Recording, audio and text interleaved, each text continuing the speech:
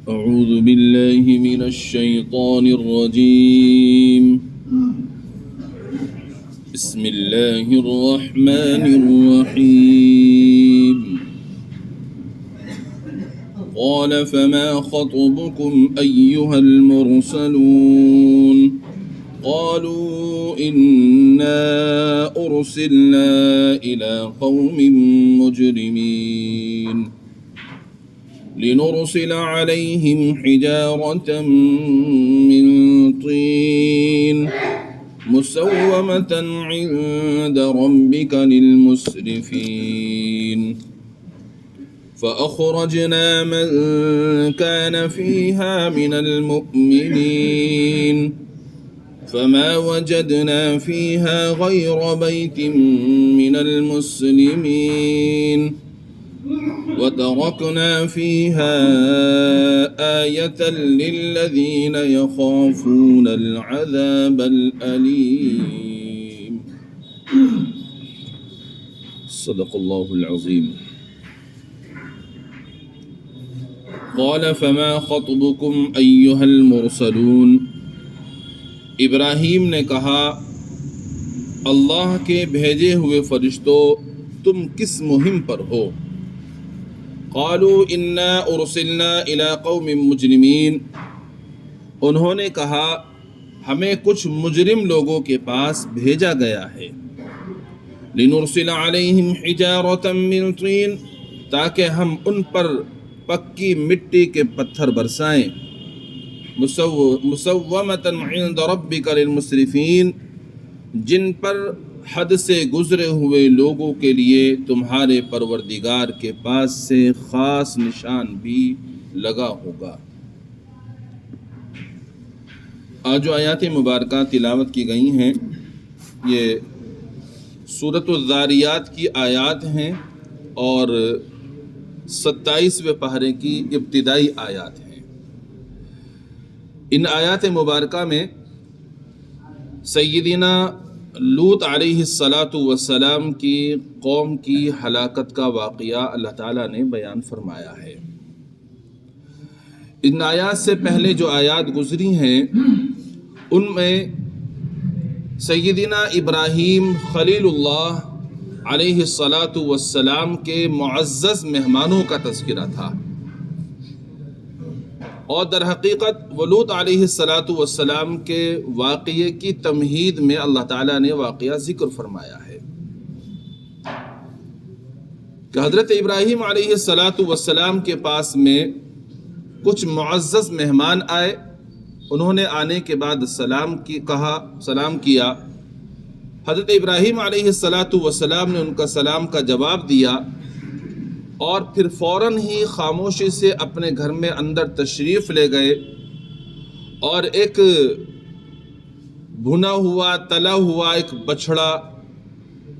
مہمانوں کے سامنے لا کر پیش کیا.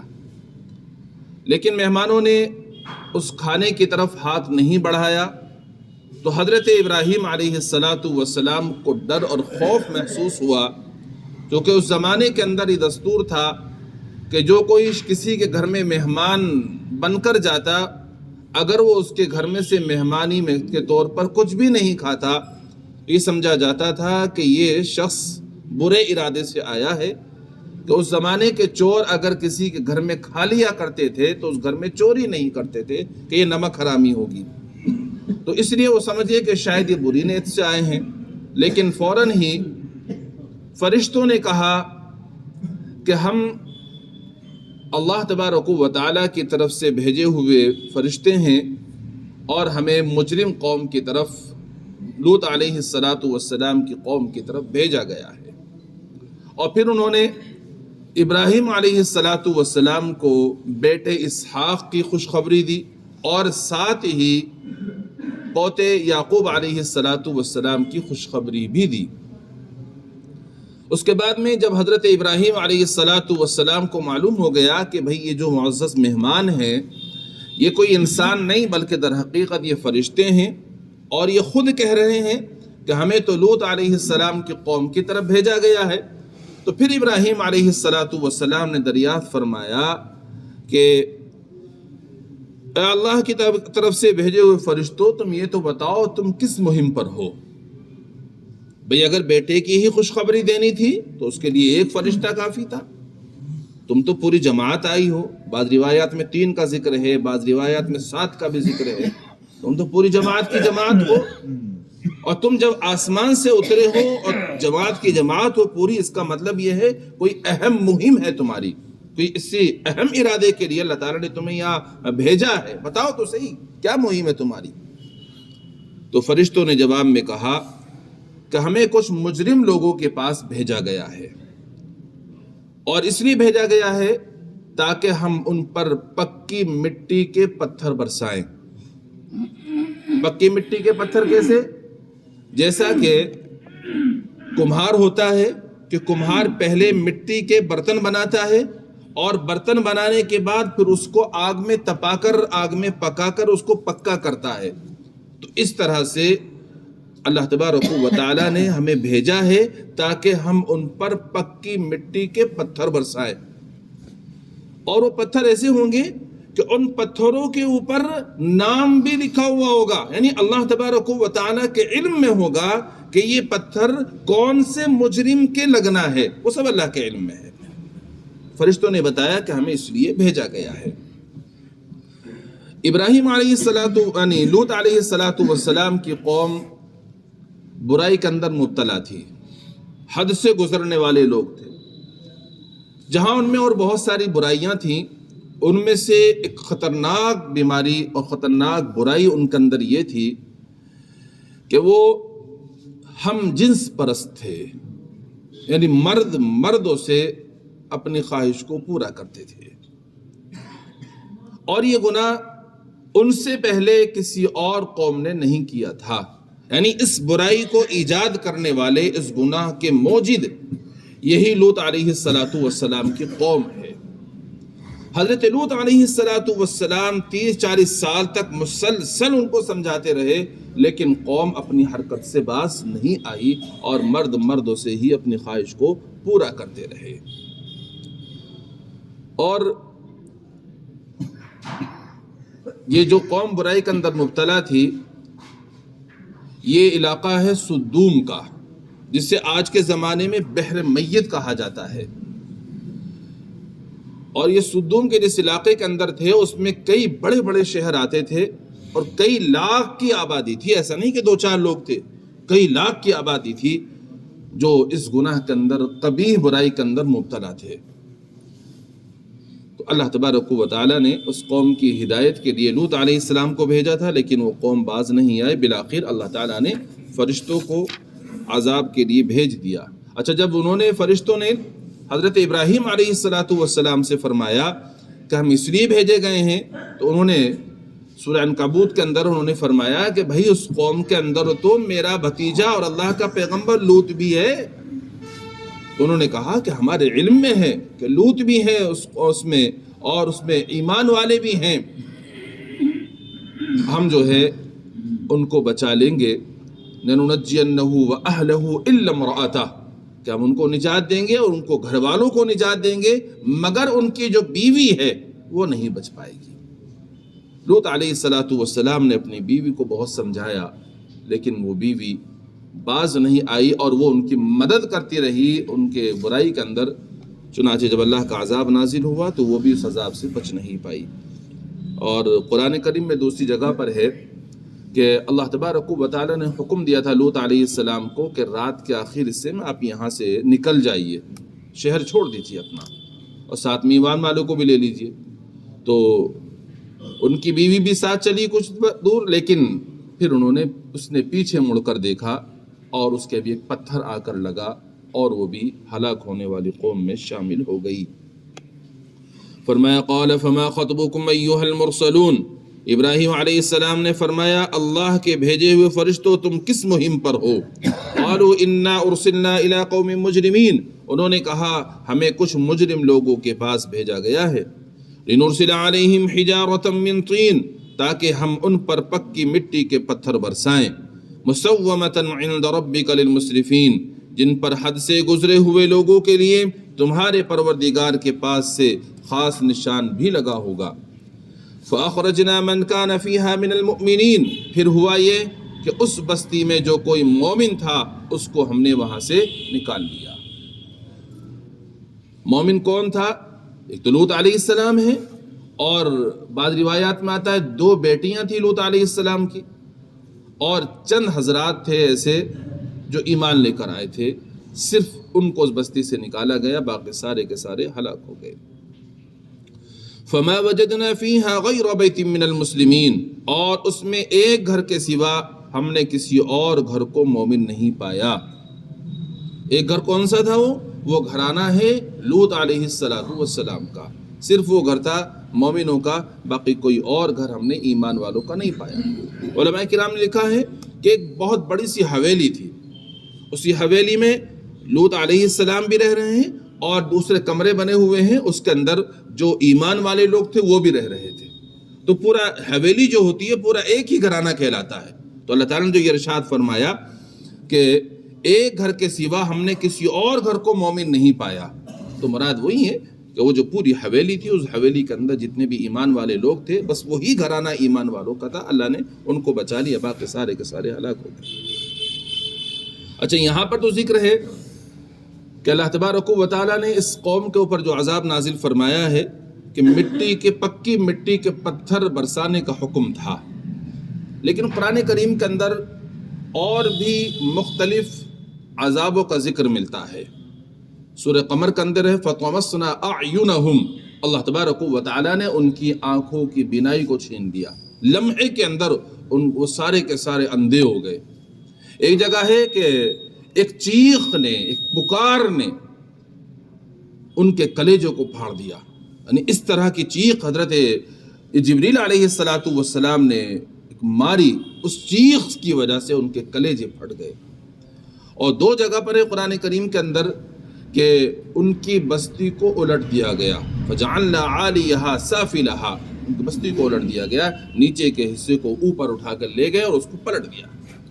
تو 4 قسم کے عذابوں کا ذکر ہمیں قرآن کریم کے مختلف آیات میں ملتا ہے۔ کہیں پر ذکر ہے کہ ان کی آنکھوں کی بینائی کو چھینا گیا، کہیں ذکر ہے کہ ایک چیخ تھی، ایک پکار تھی جو جبریل امین نے ماری تھی اور جس کے ذریعے سے ان کے کلیجے پھٹ گئے، اور ایک جگہ ہے کہ ان کی بستی کو پلٹ دیا گیا، جبریل امین پوری بستی کو اوپر اٹھا کر لے گئے اور پھر اس کو الٹا پلٹ دیا۔ اور یہاں پر ذکر ہے کہ پکی مٹی کے پتھر ان کے اوپر برسانے کے لیے اللہ تعالیٰ نے جبریل امین کو بھیجا تھا، فرشتوں کو بھیجا تھا۔ بہرحال یہ مختلف قسم کے عذابوں کا ذکر ہے، یہ ایک ہی وقت کے اندر سارے عذاب اللہ کی طرف سے آئے ہیں، اور